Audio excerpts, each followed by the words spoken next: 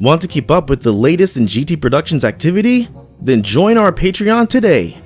Patreon users will get early access to our videos, and even perhaps some sneak previews into what GT Productions is working on while getting episodes out.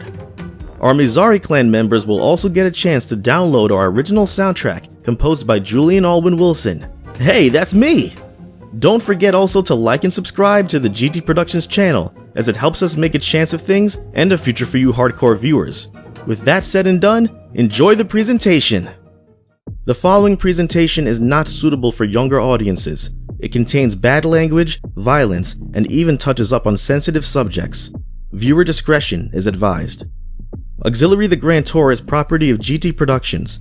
While certain BGM and backgrounds are not the complete property of the series, other tracks, backgrounds, drawings, characters, and the entire plotline of Auxillary the Grand Tour belongs to Brett Keenan Evans and GT Productions. Please respect the following and do not use for intended gains. Thank you.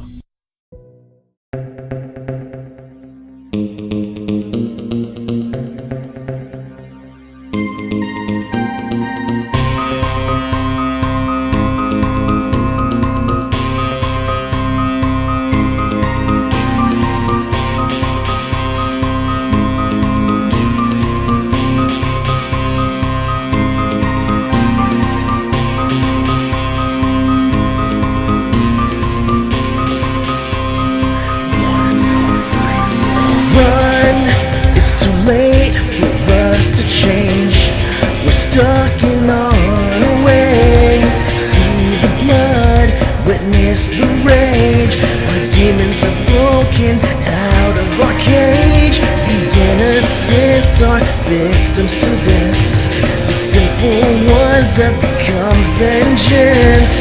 It's too late to find another way. This battlefield is dismay. Clear the way, it's a battlefield now. Time is ticking away. Clear the floor, lay the souls to rest. Well, it's not a game, but an open portal to hell.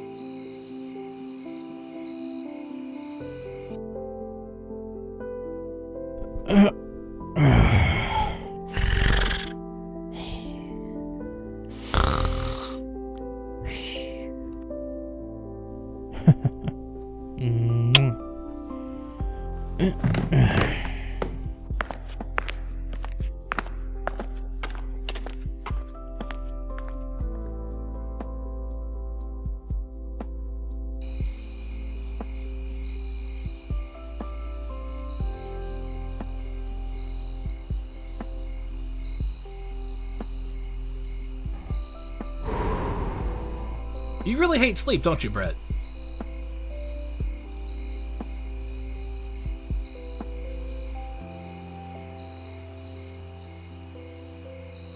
You're awake, so clearly you must do too.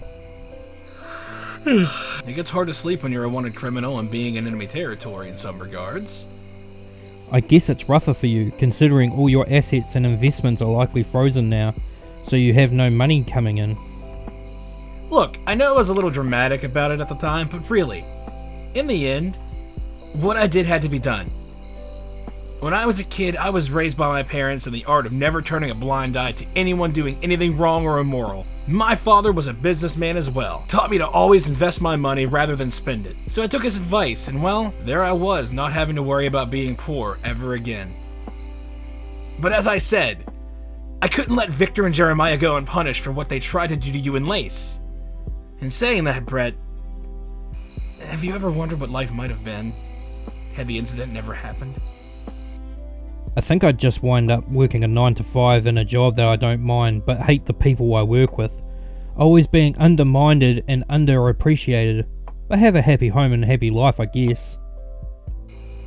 Seems rather plain, to be honest. Probably because I haven't really given it much thought at all. I mean, how can you really? When the past happened and it impacted the future as much as it has. I mean, think about it. There I was, planning to overthrow the world government and take control of the world in fear and chaos.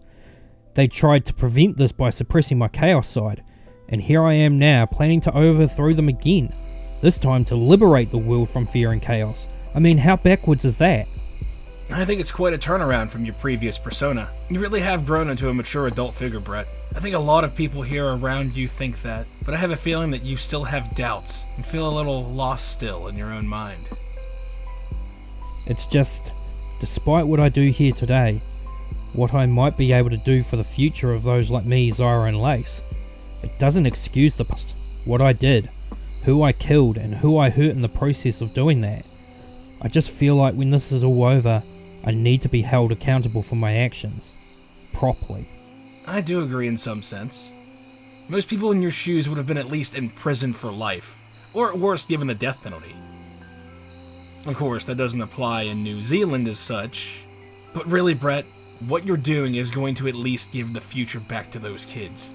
Remember, this isn't just about a vendetta against the world government and Victor in particular. These tournaments are a constant reminder of a failing system that they thought would bring down delinquency in children, but in reality it made things far worse. Now, while you were the only person in the tournament's history to kill and kill repeatedly, which if you remember, the rules on that were legal and binding by law, I still witnessed a lot of lives being ruined by those tournaments. Some of those kids will have lasting impacts from the injury sustained from their fights. The tournaments were meant to be a way for competitive action for kids, to keep their violence away from the schools themselves. Naturally, you of course changed that norm when you went against Chrail High East 18. But from the sounds of it, if you hadn't, Lace was going to with her group. I often wonder about that. What if she would have done it? Not so much that, given what Lace was like when I first met her. I wouldn't have discredited the notion. I think it was more about whether Jack, Josh and Naomi would have stood at her side to do it. And from that motion... If Mitzi wouldn't have shown her hand then and tipped Victor off about her imminent attack, yeah, I gotcha. I never would have thought in a million years that Mitzi would actually be a mole for the world government. She and Lace had a great affinity with one another. It just bothers me to no end. I mean, I don't even know why she would have even revealed herself in the tournament like she did, even if Jeremiah threw her under the bus. I have a theory. See, her mother was the vice principal of Chrail East High 18 during the massacre. Zach, my vice captain, strangled her to death, but of course because it was my plan, my attack, Mitzi would naturally blame me for it, and I am sure at that point Lace would have vowed to avenge her mother by taking me out of the picture. Of course, since we were both completely unaware of our family relationship, it would have made no difference to her in what she said at that point of time. Of course, at that point of our first interaction, Lace held me at knife point when I had accidentally called her by her full name. I wonder if at that time Lace knew who I was really. She wouldn't have hesitated. But she admitted at a point that when she did that, she felt a strange connection in her soul, and that prompted hesitation, of which allowed me to push her away. Something Josh said to me when we first met allowed me to understand that he, Naomi and Mitzi must have been watching the interaction for a wee while. I bet Jack sent them to class before interacting with Lace and I himself.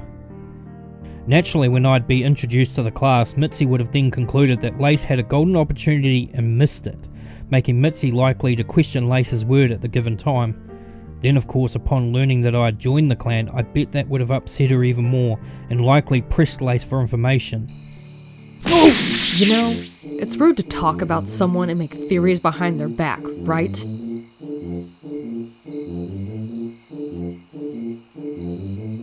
Oh, how long have you been there? Not that long, really. Just enough to hear your story. You're not wrong, to be honest, but you're better hearing it from me anyway. As I said, you're right in that Mitzi was very against the idea of having you on the team. But naturally, we had put the choice up to a majority, and the majority went in favor for you and the team. Mitzi said what she did during the meeting, but I can only guess it was out of sheer hesitance to avoid being resentful on you. Truth on the matter was that I had said to her I would take you out of the picture, and revenge of her mother was only a bluff, because in reality, I wasn't sure if I was going to be able to even get near you, much less fight you one-on-one and come out of it alive. I was actually extremely intimidated by you in your Mizari days, but naturally, I wanted to try to keep my facade, as it was all I had going for me really at the time. So, over time, Mitzi continued to try and pressure me into confronting you about her mother, and despite your change in personality from your Mizari days, I still had hesitation on the matter. That became even more so when you snapped in the first round against Marco and reverted back to your Mizari self. But as the rounds continued, and the team was growing stronger and fonder, I couldn't see myself jeopardizing that by creating a rift by throwing around the idea that you killed her mother, and she hated this. That's where I think she got the idea that I was betraying her friendship, taking her for granted. I stopped coming to her for advice, information, or anything. In fact, the whole clan had. They went to you. They figured your vast experience in the tournament, all those wins and whatnot, would have given you great insight into other clans and their fighters. So she started becoming irrelevant as a snoop. Then, of course, she started to disappear for times on end, claiming family business, when in likeliness she was contacting her superiors about the notion of switching sides, thinking world government would appreciate her contribution to the matter and sending them information about you and Zyra, who I would bet by then understood she was a proprietor of the Chaos Gene as well. You should have been up front with her from the start. You said you two were childhood friends. She would have understood your feelings on the matter and would likely have let it go. I mean, sure, letting me join the team on that notion was probably a betrayal in her eyes, but it's not like she wouldn't have understood it was for the betterment of your team in your eyes at least. Yeah, it's easy enough to say this now that it's all transpired the way it has. It's just that I don't understand how she could have just swayed so quickly over to them, considering what we were like before her mother died. If you were to tell me that she was a mole for the world government, I'd have laughed or probably tried to slit your throat for making horrible accusations against my former best friend. That leads me to my next question. Do you plan to kill her when you confront her? I don't know. All I want to know really is why. Why she could throw all of our friendship away. Was it just her mother and my inability to enact her revenge? Or was she all the time using me to get closer to the truth that world government was seeking? Was I an initial subject of interest for that Chaos Gene bullshit? Actually, it was when I was started to act up at school that she suddenly transferred to West Coast Junior High. So yeah, I guess that confirms my own theory. She was sent to analyze me. She played me like a fiddle to find out if I was their so-called missing link. I guess I was the fucking idiot the entire time, and she had every reason to betray me.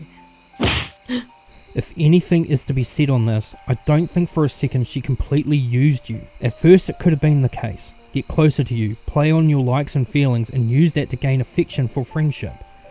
But it's possible she did develop a kinship to you, so don't think of it as being used. But look, in the end of things, your true friends are here at your side, ready to do battle and liberate the world from people like Victor and Mitzi, who clearly have an ambition of control. Don't try to undermine me, brother. You may be the one heading this operation, but as far as things go, I'm still your superior in this. I am still the Kasanji clan leader. Therefore, I am the boss. You got that? Yeah, I know, Lace, I know. Now how about we all go to sleep? I'm actually feeling a bit sleepy now.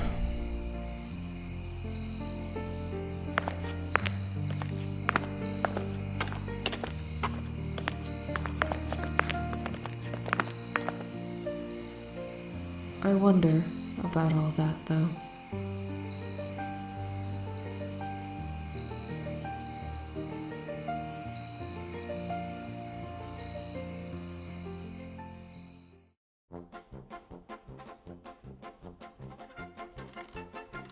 I can't believe I'm going through with this. This is like looking at my alternative version of myself in some backwards dimension. Oh, come on, Joshy. You actually look the part. Like, when you played the part in the play. What about your voice? You hadn't hit puberty fully when the play took place. So how much has it changed? The modulation processor needs to be placed in the centrifuge of the mainframe to avoid any detection from any outside sources, you technological buffoon!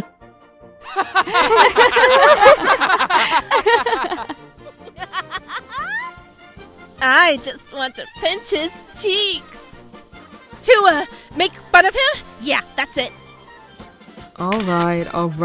Let's cut out the childish behavior. Then why the fuck are you taking snapshots? Oh, I plan to upload these onto my social media platforms when all this shit dies down, and laugh about it till the cows come home. If this ever gets out, I'll never get a girlfriend, much less a girl want to talk to me again. Hey! We're girls and we're talking to you. I mean girls that don't degrade me! I wasn't. Alright, let's just get this stuff sorted out. We're burning daylight here. So as far as I believe, George is going to oversee this matter, so you shouldn't have much in the way of heat. But you need to stay in character, even when it's just you and his group. They have likely got security cameras in weird places, so the last thing we need is to catch George in the red as well as yourself. I don't see how you can't do this. Your performance in Aussie was way better than what I could do. Do I look like the type to pass off as a nerd? If I wasn't a loner by choice, I'd probably be in on the rugby or football team as the MVP or something. I can't make the nerd look good, though bizarrely you do, considering your physique and whatnot. It doesn't matter. Just be careful is all I can say. And if you really can, do not let Mitzi see you. Shit, yeah. She'd have seen that performance and remembered my character. She'd make me out almost instantly. Good call. Any other major details you can work out, make sure you can get the information back to us.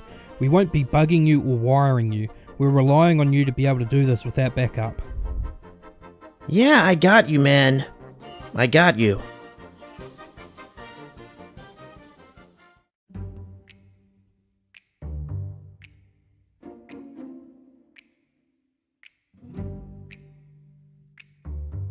Excuse me, madame. My name is Dwight Maltese. I'm the IT guy that your boss hired to fix. I believe it was a blip on the security sector? Damn it. Sorry. I keep forgetting how to access the client files on this thing. It's that file there. Honestly, how do you hold this job? It can't be on good looks alone. I sometimes wonder if it is, but thank you for that compliment. Can't say I get much of those lately. Yes, there you are. George Plantoon is supervising you on this. I'll contact him. Mr. Plantoon, and Mr. Dwight Maltese is here to fix the issue you guys are having in security. Okay, thank you. He will be with you shortly. Thank you for your help, too. Perhaps taking some computer classes would make you a bit more adept and not get yelled at much.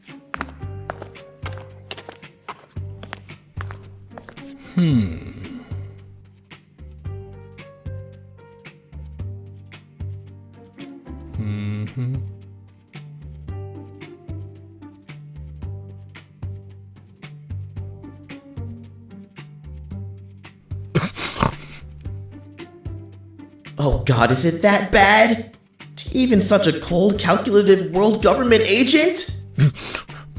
Apologies, Mr. Maltese. Had a sneeze I needed to take care of. Thank you for coming on such short notice. We are quite at a loss of what could have happened for a security breach. But sadly, even our best tech gurus have not been able to pinpoint a location as to where the breach was made. Please follow me to our server room.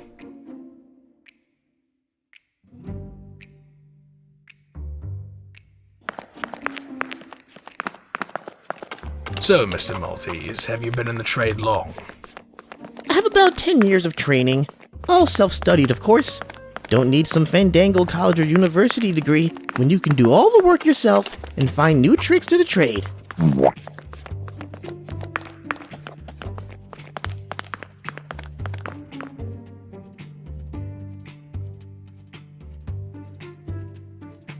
Sorry, George. Protocol. Gotta pat you and the other dude down.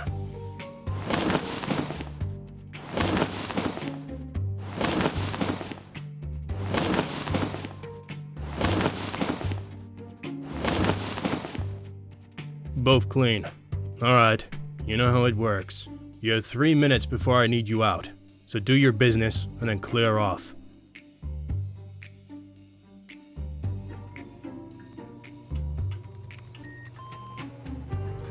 What's that about? Victor's becoming a bit more paranoid about the notion of a certain group of terrorists coming after him, so he's making sure that there are no moles within the organization. So he's restricting access to all personnel to a time limit to ensure nothing can be tampered with, as you'd say. Oh yes, I have heard about those so-called terrorists. I hear that Josh Moore is quite the lady killer. How I'd like to have the raw appeal like he does. Yeah, I'm sure he is. Alright, there's the main server supercomputer. I'm just here as a witness to avoid suspicion. So have at it. You sure you have enough time to work it out? Please, I'm a technical expert. I have a 5-star rating on WebTech Enterprises.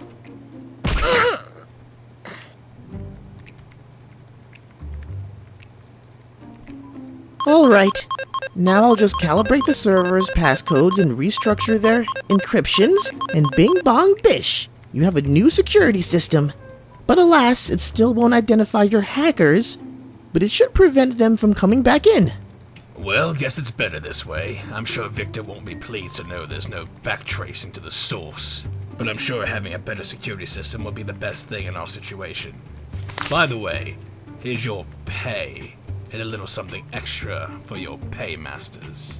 Thank you, my good man. Now let's go. I have many more clients elsewhere to be dealing to.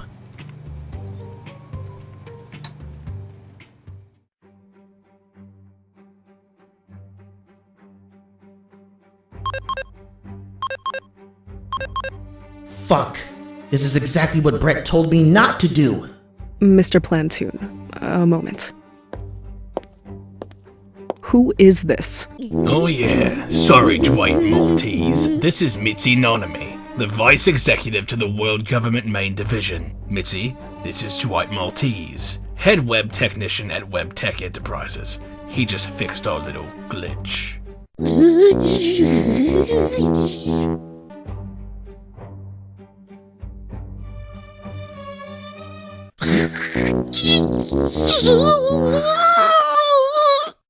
A pleasure, I guess. In any case, I want to clarify that you are absolutely positive that you think you've sighted the Kasanji group in Michigan?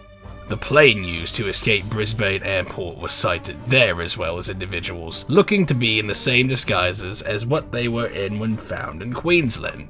Yes, the photo evidence certainly does fit their description perfectly. And the jet's identification does in fact match the serial number of the jet in question. So I subjected the notion to Victor, and he wants you and your team to handle this. When can you depart? Right away. I'll just see Mr. Maltese to his car, and then I will gather my troops and be on my way. Good. Victor will be glad to know this, and will be hoping to hear good news on your part. Also, Mr. Maltese, was it? Did you update our server package with the new Z24040 processor, like we asked? Please. The Z24040 is so outdated and obsolete. I installed a Z24041 processor, much more efficient. Really? That's strange. I'm sure when I ordered the Z24040 processor a couple days ago, it was the most up-to-date processor they had.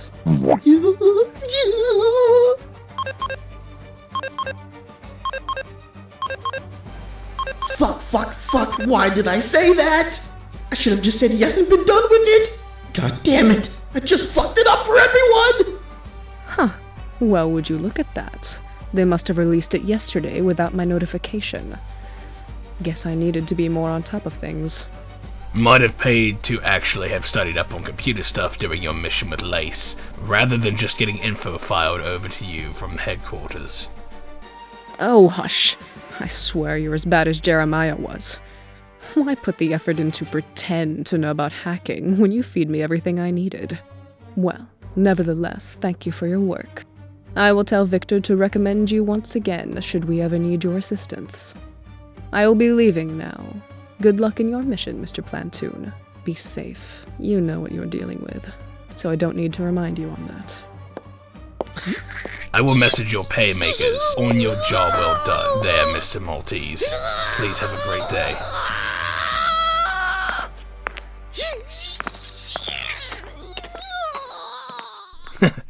Of all the cards to pick for that mission, why him?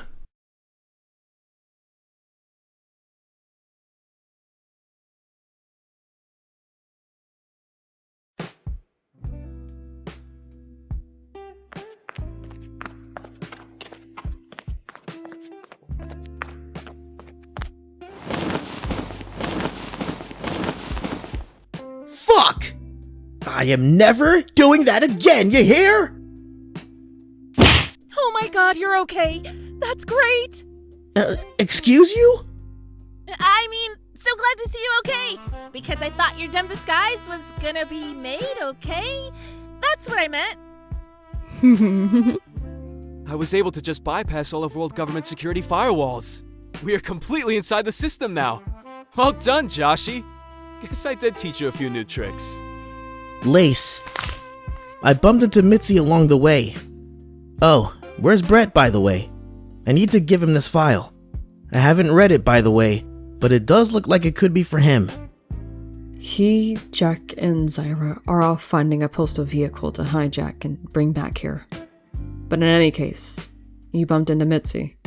Did she make you out? And how is she? She seemed fine, Lace. But no, I don't think she made me out. I mean, it was a few years back. We did alter the look a little, so it might not be so obvious. But there was something she said to George that I think you need to hear.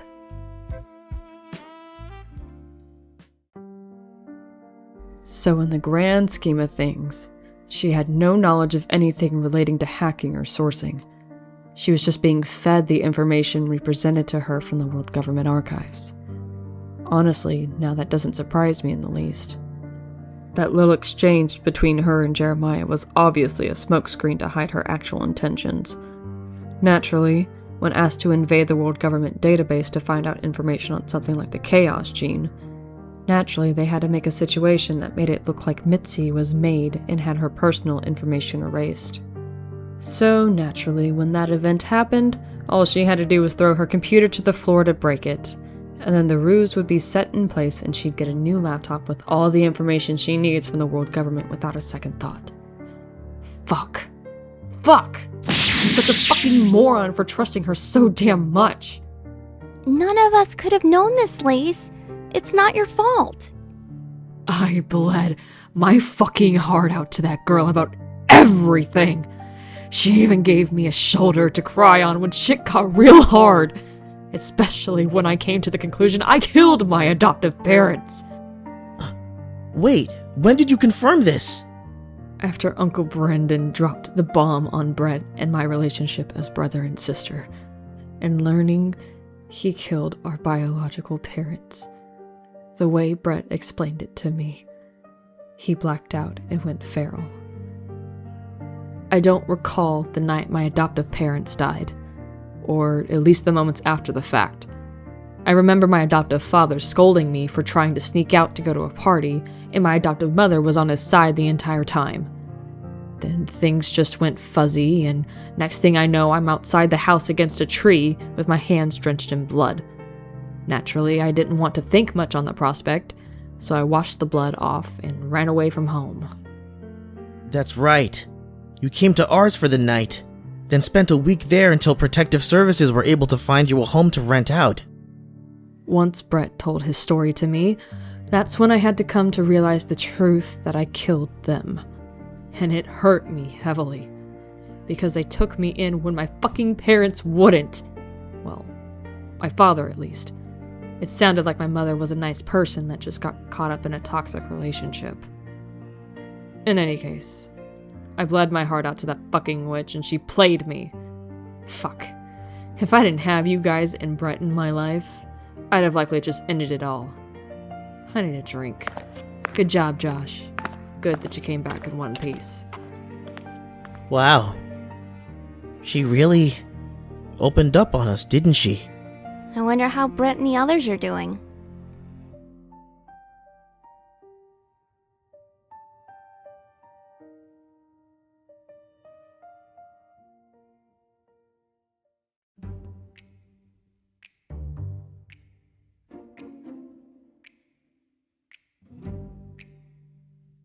I should let you guys know that Josh succeeded in his mission. He was given a dossier by George. You want me to read you the details? Could be important to your current situation. Yeah, wouldn't hurt. What does it say? Well, it says here that George has created not only a scenario to help you guys enter the building without too much hassle, but he's created an out for himself to avoid suspicious on his side. He's made a false claim that he found the jet in Michigan and is dispatching himself and a team to apprehend you guys. So based on all that, Victor and the world government now think we're currently in Michigan. But he also gives note that Victor has changed the means of assignments and want not to be on constant report. So the note says about a day's notice. So in the grand scheme of things, We literally have 24 hours to carry this plan out before Victor grows suspicious of George and unearths the fact that we're actually on his doorstep. Gotcha. Alright, how's Damien going on those road maps? well, now that we have a timeline on how long we have to work this plan out, he's managed to find us a direct path to the world government headquarters with an oversized crate of what looks to be supplies dispatched from New Zealand's office. Dispatched by, well, what do you know? Dr. Isaac Kemeroth. Must be a new batch of serums used to manipulate those with the Chaos gene. They have either managed to capture or plan to. 2 birds, 1 stone. Alright, what's their dispatch time? About 6 hours from now. That's a pretty short window, and because it's a direct path, taking the vehicle now will raise suspicion on both ends. We need this to be clean and precise. So that would mean we need to basically hijack the vehicle en route to the headquarters and be set up to go there and then. Sounds risky. There's a short alley path that the fans take. Gets through the bulk of the traffic without delay. If we could block that off with a distraction of some sorts, we can make the transition without too much heat. I have an idea for that, but for this we'll need 2 candidates not willing to fight to act as the drivers for both vehicles. Both?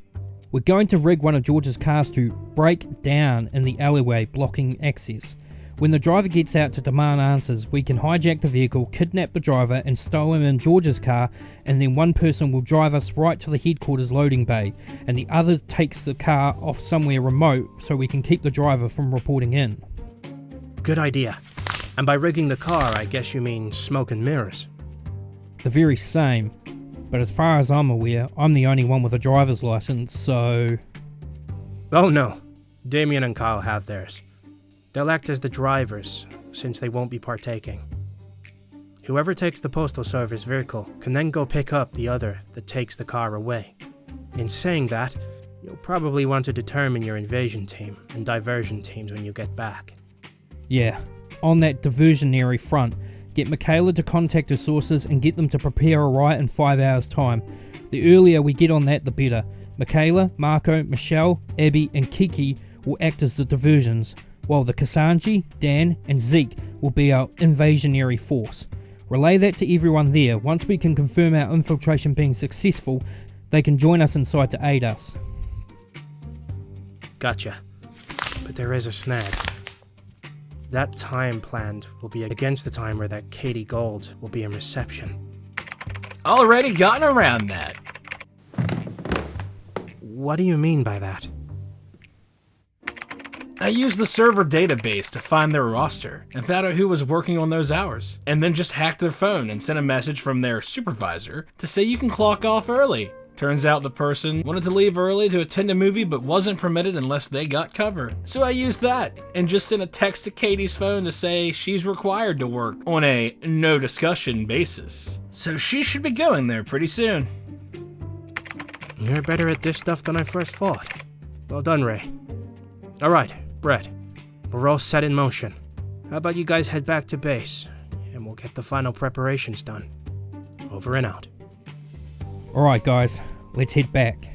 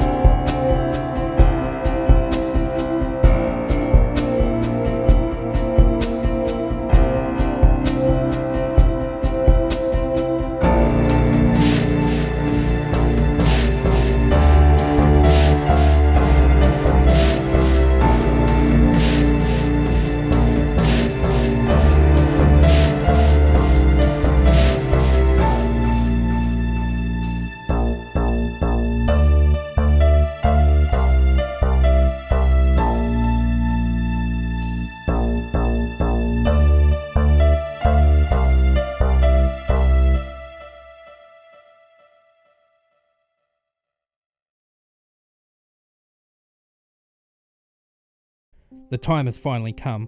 We have our team sorted, all information and a means of infiltrating the world government headquarters. Once inside, that's where the fun begins.